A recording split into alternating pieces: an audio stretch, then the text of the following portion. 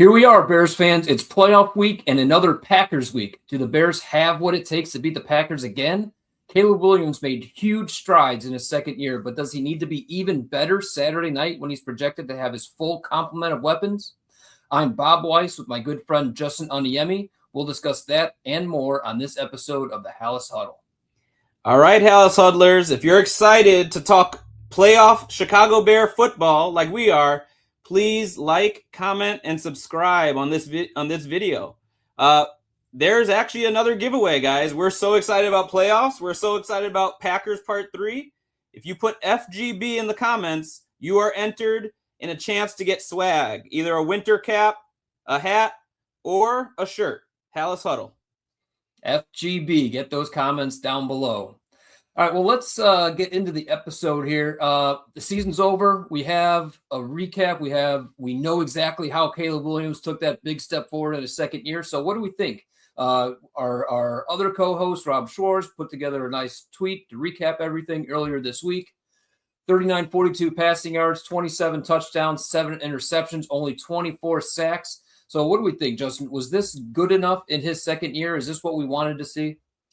Yeah, I mean, we had an episode preseason where we projected him. When I look at how we did, the two glaring things I would say was we really thought the completion percentage would go way, way up, and it did not. It actually went down, and we had him for too many yards. But I think, personally, as I projected that, I underestimated what it means to, install a new offense. And he had success in areas beyond what shows up in stats. So for instance, I think part of the lower percentage is not taking the sacks. We had him going from 68 to 40, and we're kind of like, can he make that huge of a jump? And then he made that jump twice, basically.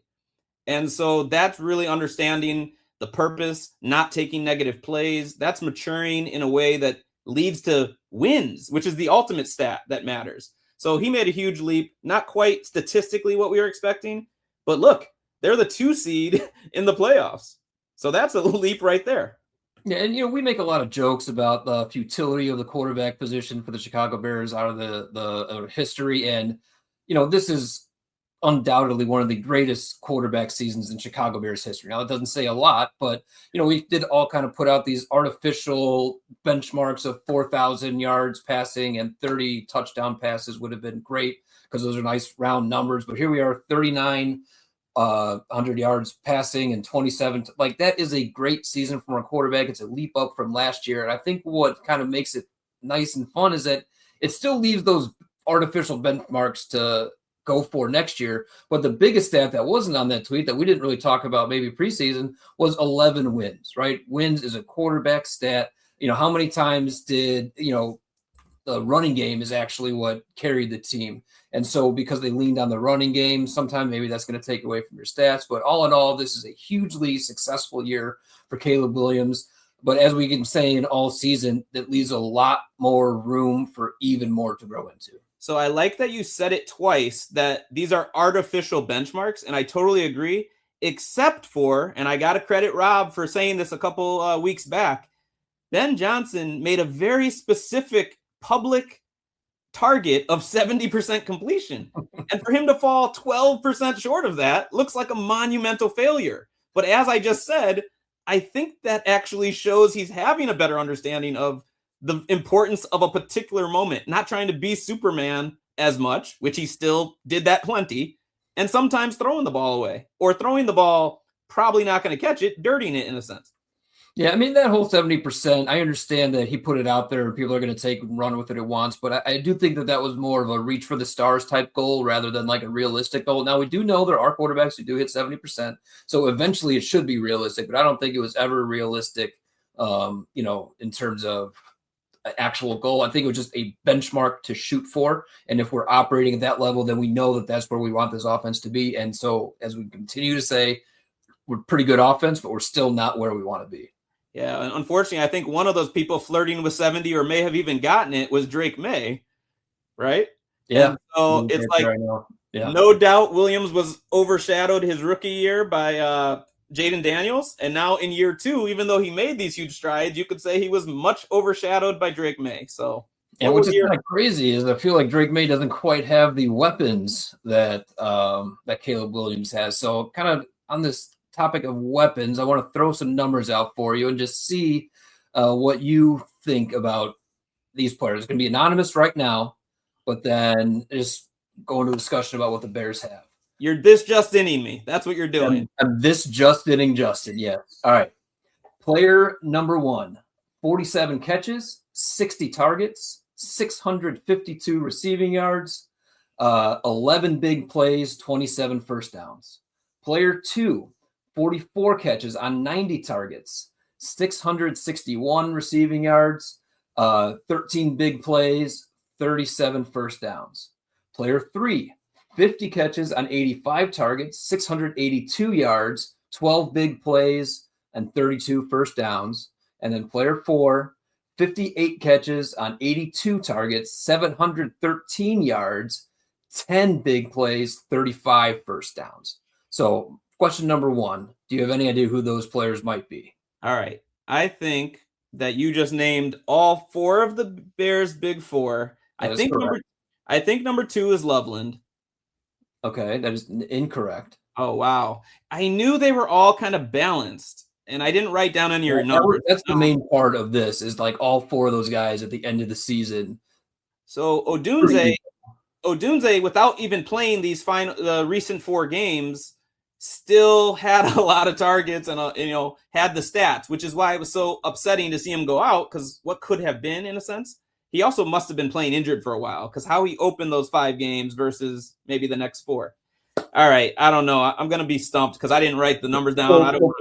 Player A with the most catches, 58 catches and 713 yards. That's Colson Loveland. Colson Loveland led the Bears. He had 58 catches on 82 targets. Okay. And sorry, that was player 4. That was the 4th player I listed. Okay. All right. So who was the one who only had 60 targets? Luther Burden had 47 catches on 60 targets, and his yard is right there at 652, is right there with the other 4 players, even though the other 3 had 90 targets, 85 targets, 82 targets. He had 27 big plays right there with the 32 of the other guys. I mean, Luther Burden. So, I mean, is Luther Burden a number 1 player just because we saw what he did the last 2 games of the season? Is he the number 1 target? Absolutely. And I think it's something I think about this upcoming game. People might forget, but like when the Bears beat the Packers a few weeks back, they didn't have to prepare or deal with Luther Burden or Rome Odunze or Luther Burden.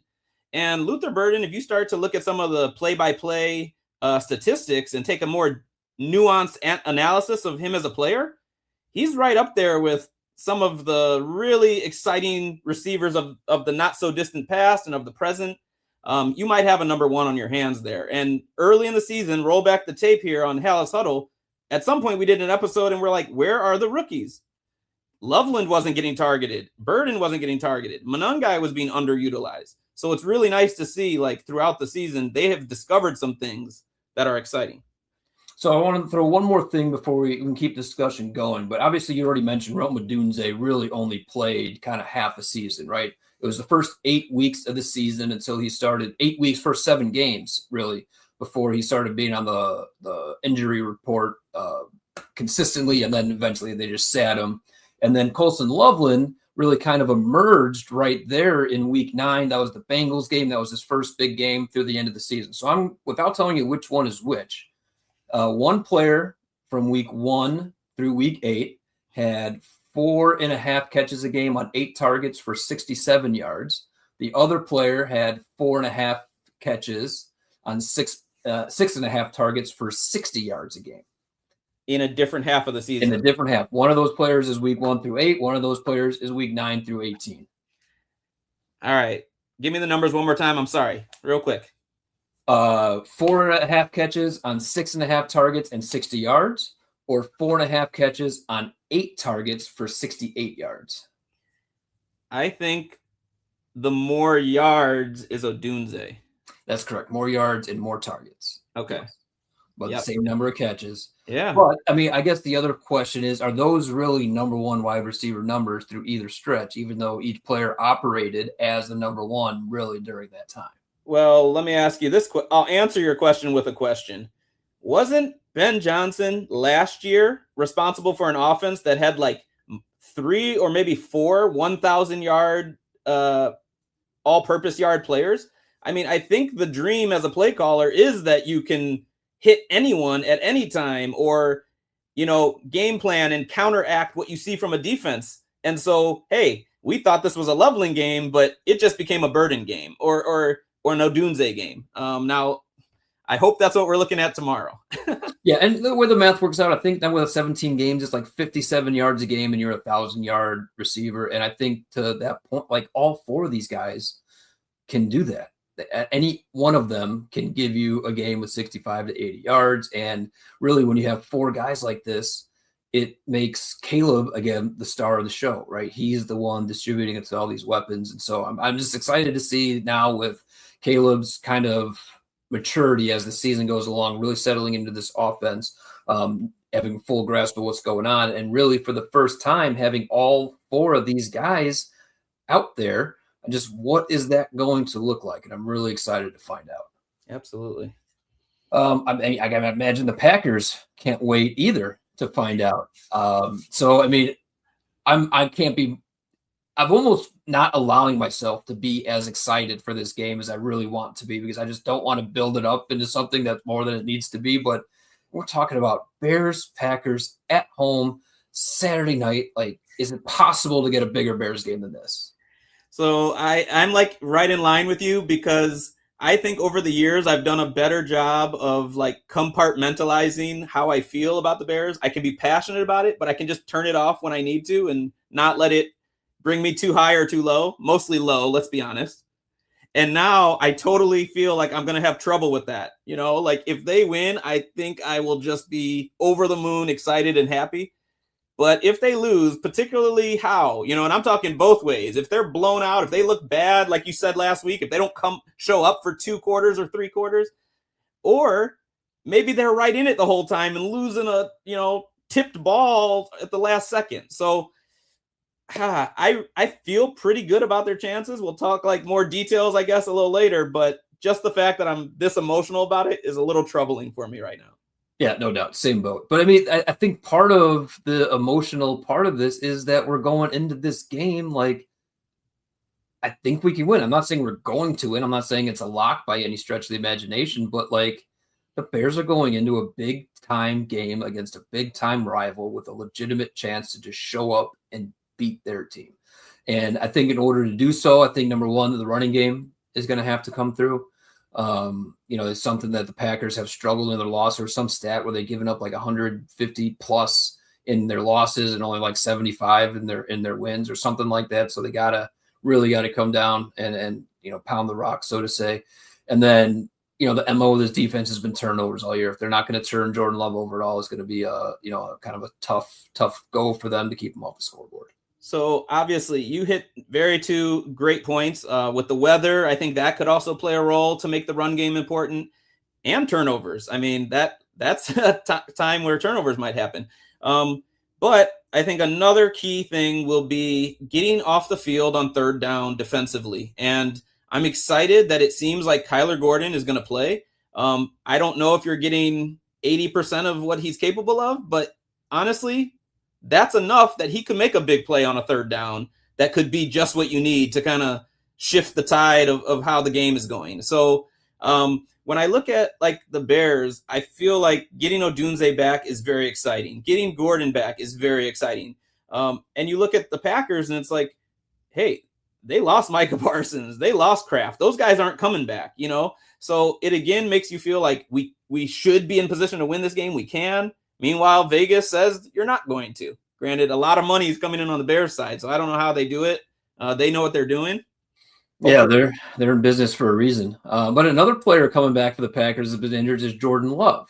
And there's been some noise, not just from Packers fans, but out of the Packers locker room, that Jordan Love missed some time because the Bears are dirty, and that hit from Austin Booker was a dirty hit, and that, the Packers, this is Josh Jacobs saying this, that it was a dirty hit, and they're not saying they're going to go out and play dirty, but they're going to go out and stand up for their guys. So, I mean, is this something that, we should really watch out for, or do you think that's just talk from their locker room so the Bears are constantly looking over their shoulder? Well, I think it's really stupid, although I I was not as harsh on it as you and Rob, if I remember correctly. But for them to act like, hey, we might, I'm not saying we're going to be dirty, but we might. You already were. When DJ Moore got jacked in the back on a route where he's just standing still, I thought maybe the guy didn't see him. And you and Rob, I think, both thought the guy took a shot at him.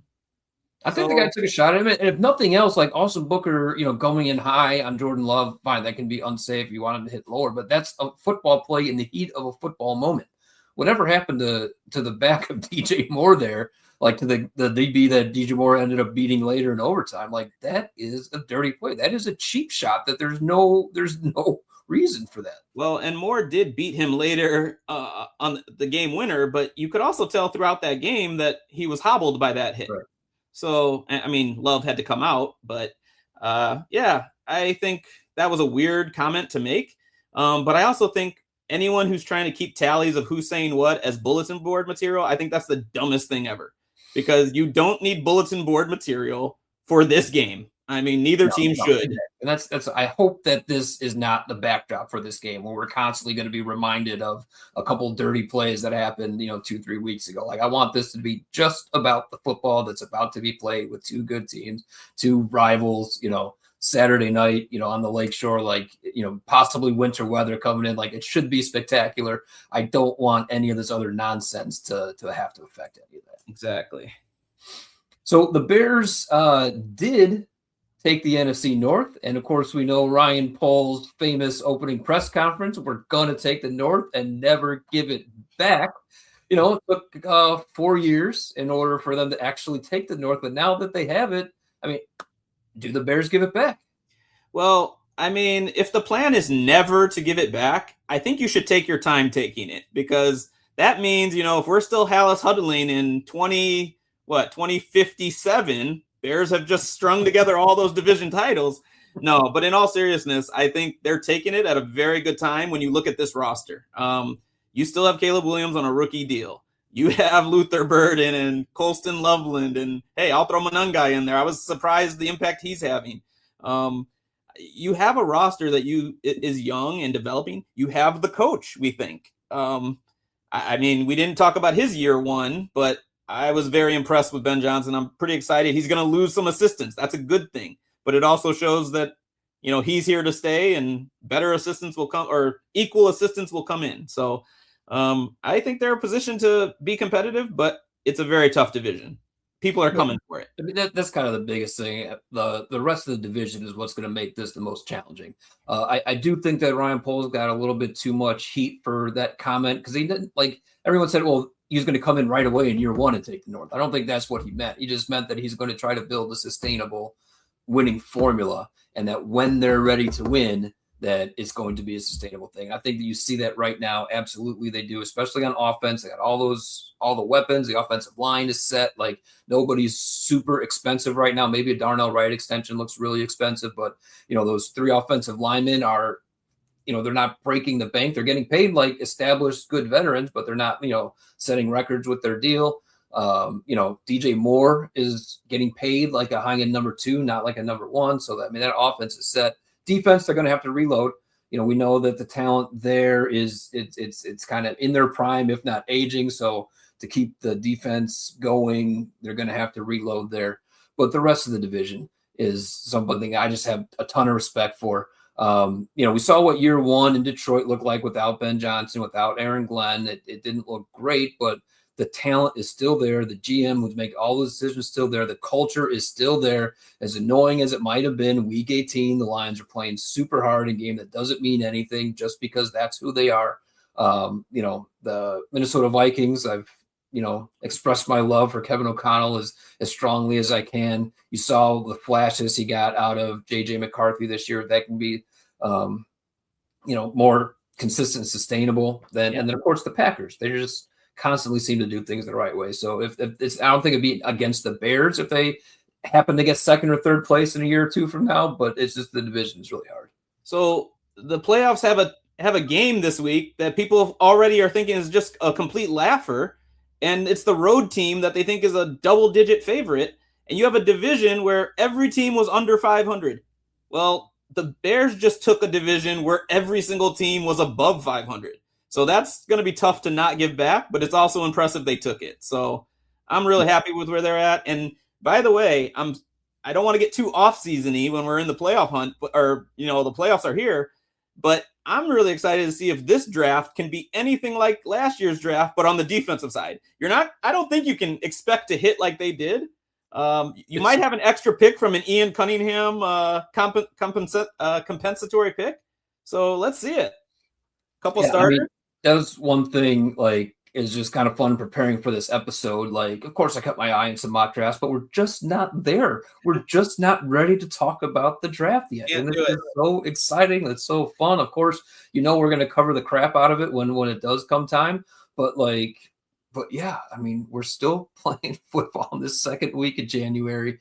And there's plausible reason to think that we're going to keep playing more football. And it's something that I hope, us on the Halas Huddle doing this show for 4 or 5 years, however long you guys have, however long I've jumped on. This is the first time we're at this point doing a playoff preview episode. Come on. I hope all you Halas Huddlers have been here that long to understand just how much fun this has been. Hope you're enjoying it too.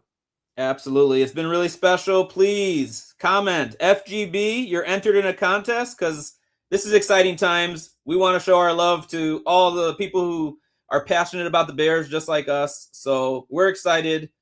Is that it, Bob? I just hope everyone enjoys the game. Enjoy the game. Try not to get too wrapped up in it, right? Of course, it's going to be hard because of how passionate we all are, but let's enjoy it for what it was, and then let's celebrate together Sunday morning with an episode. There you go. He's talking directly to me, I think.